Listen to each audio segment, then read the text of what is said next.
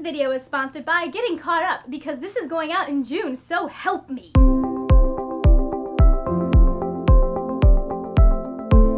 Hello my lovely friends, it's Margaret and I am here with my May wrap-up. This could theoretically be a short one because I didn't read a lot of books in May.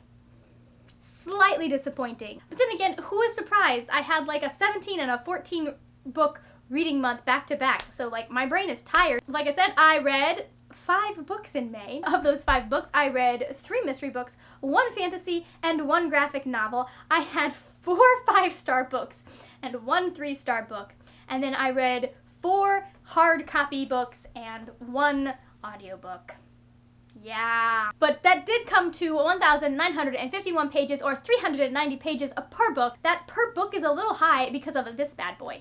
This is The Eye of the World by Robert Jordan. I have been wanting to read this series because my brother likes it and because Brandon Sanderson finishes this up at the end, and I really do like how Brandon Sanderson writes. I've really enjoyed everything I've written by him except for the last Mistborn book, which we will not talk about. Second Mistborn trilogy is fantastic though. Anyways, so this is about a lot of people, and it's about a world that is about to go into like some serious stuff is about to go down in this world. And basically this woman shows up in this really small, dinky little town, and she's looking for, I don't remember the term, but basically she's looking for a chosen one that the dark forces are after. She is with the good guys, and she finds 3 possible chosen ones, so she has to take all of them to keep them from dying. It was really interesting. It's got a very intricate magic system. Like there's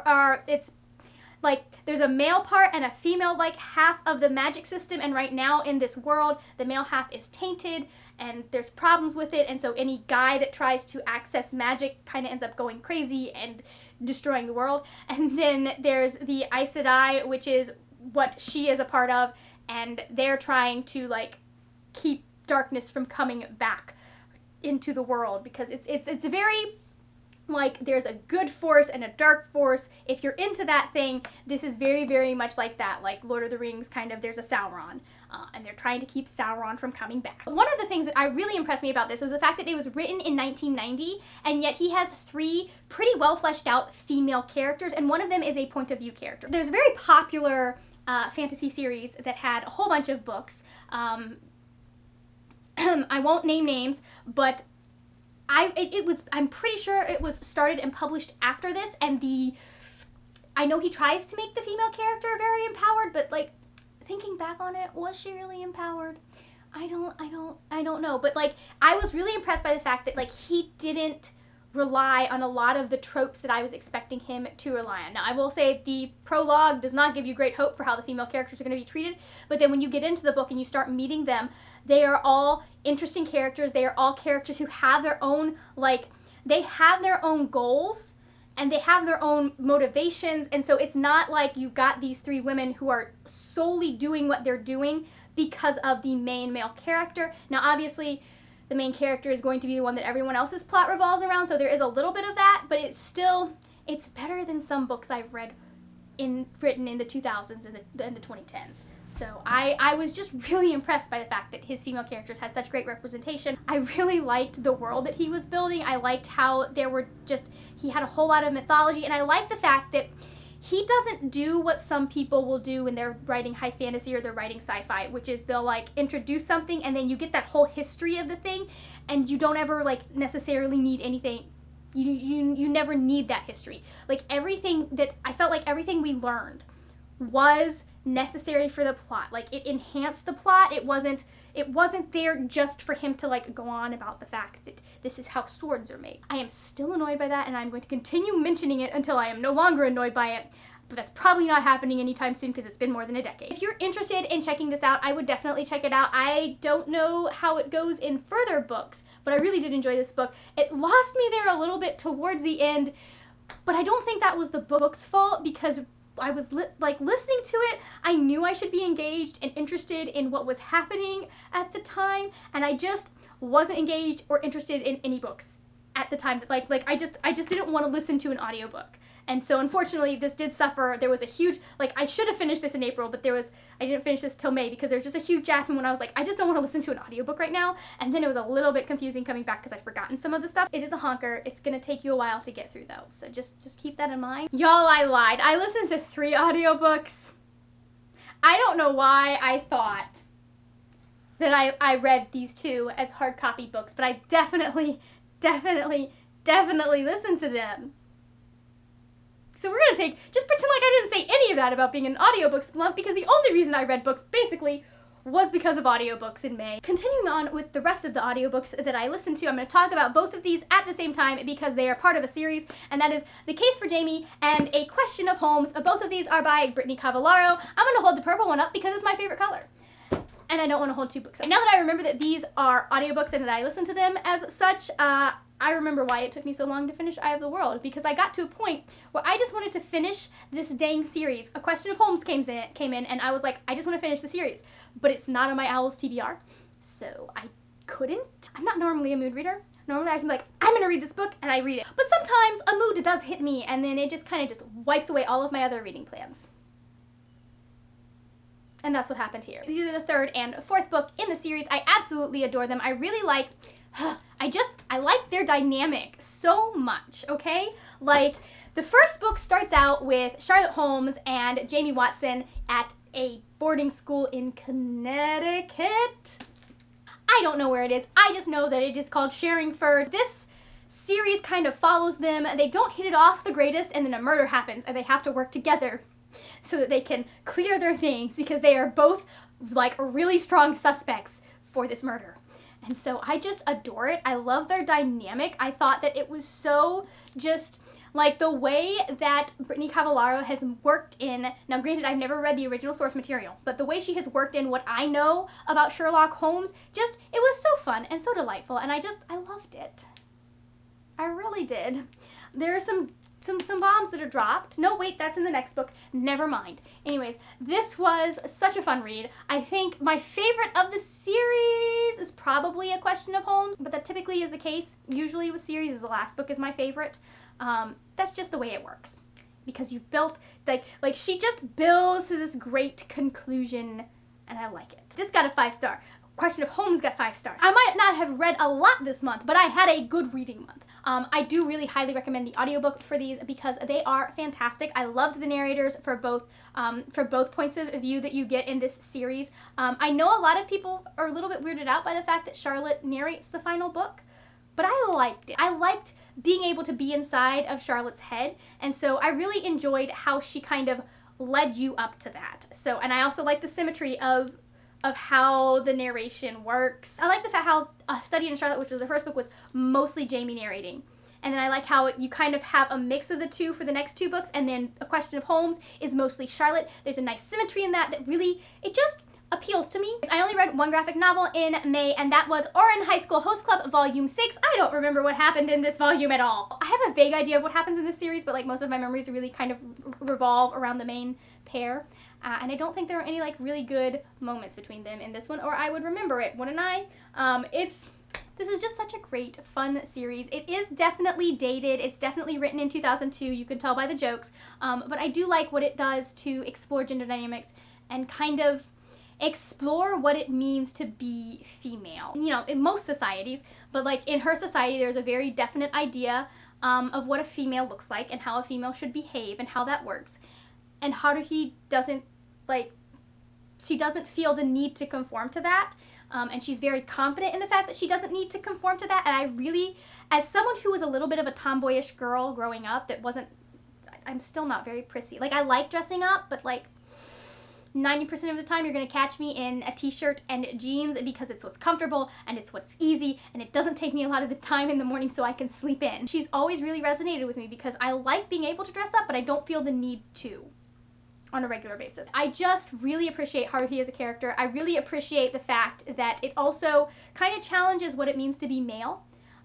You've got several very, very sensitive guys, and they're not afraid to be sensitive in this particular volume. I gave this 5 stars because I love it, and I love Haruhi, and she is the best.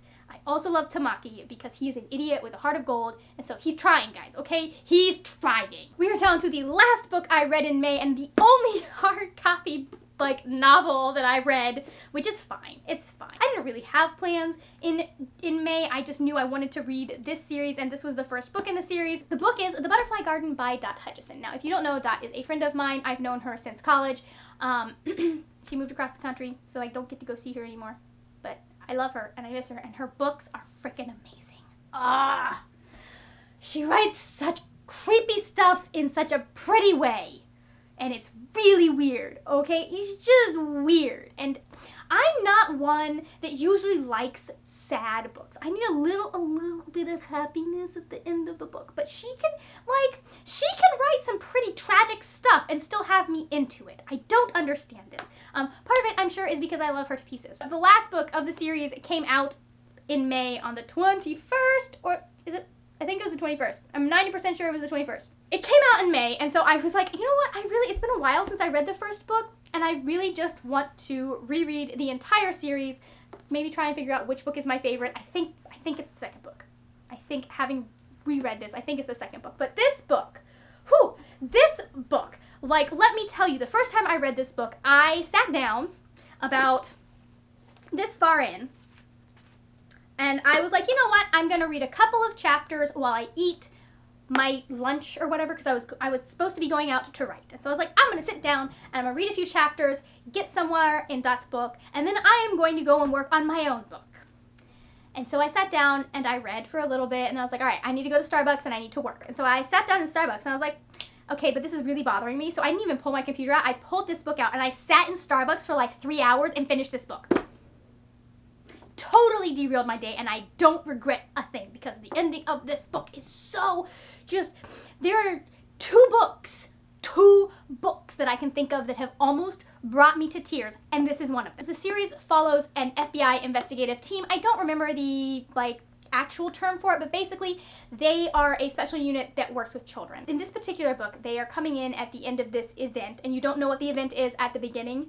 You kind of get an idea, but that something bad has gone down, but they're coming in after an event when all of these girls have been found in this harem that this dude has been keeping on his property. And there's a whole bunch of weird and creepy stuff that's involved in that. I'm not going to get into it because part of the journey is figuring it out. I will say there's a lot of content warnings for rape and abuse and sexual assault, pedophilia, because the main character has she's had a rough life.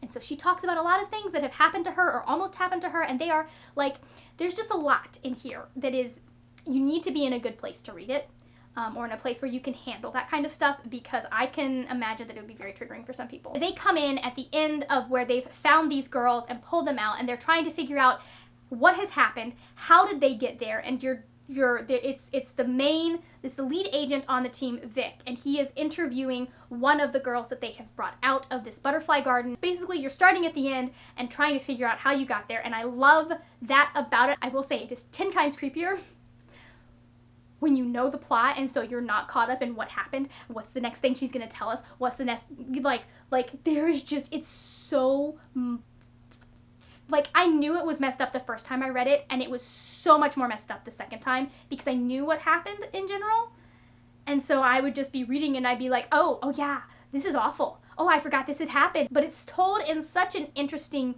way that you cannot put this book down. You can't. If you like thrillers, and you like thrillers that kind of change up the format every book, because every book is told in a different format from a different agent on the team. There were 4 agents in total, so there are 4 books in total.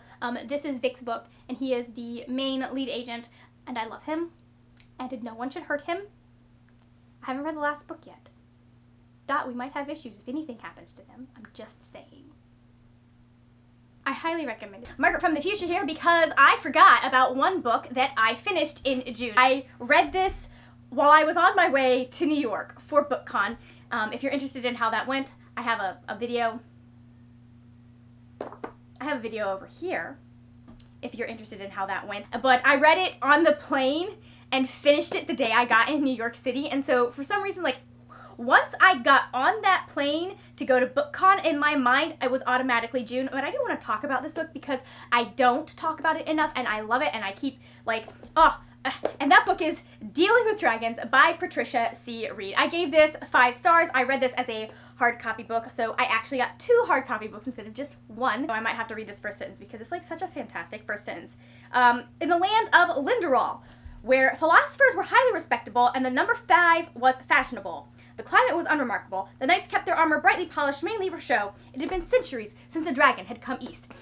As you can tell by the title, there are dragons involved. So this is about Cinderine. She's the youngest princess in this country called Linderall, and she is like not happy with the life that she is being expected to live as a princess. She doesn't want to do the embroidery and the dancing and the flirting that she is expected to do. She wants to like learn how to fight swords and do magic. Her parents decide that something needs to be done about her, and they engage her to this prince that she doesn't even know, doesn't care about. She runs away from home. She ends up finding this dragon named Kazul, and she volunteers to be Kazul's princess because in this country, princesses are regularly carried off. It's very respectable, by the way, to be carried off by a dragon and be a dragon's princess for a while and then be rescued by a knight. It's kind of one of the things that princesses are expected to do, but she volunteers, which throws a whole bunch of dragons for a loop, and she starts doing all of Kazul's cooking and cleaning and sorting her treasure stuff and like just in general learning a little bit of magic, and ends up getting drawn into dragon politics as she kind of starts to realize that there are some things that are not quite right going on. There is so much about this book. It's probably been a good 10 years since at least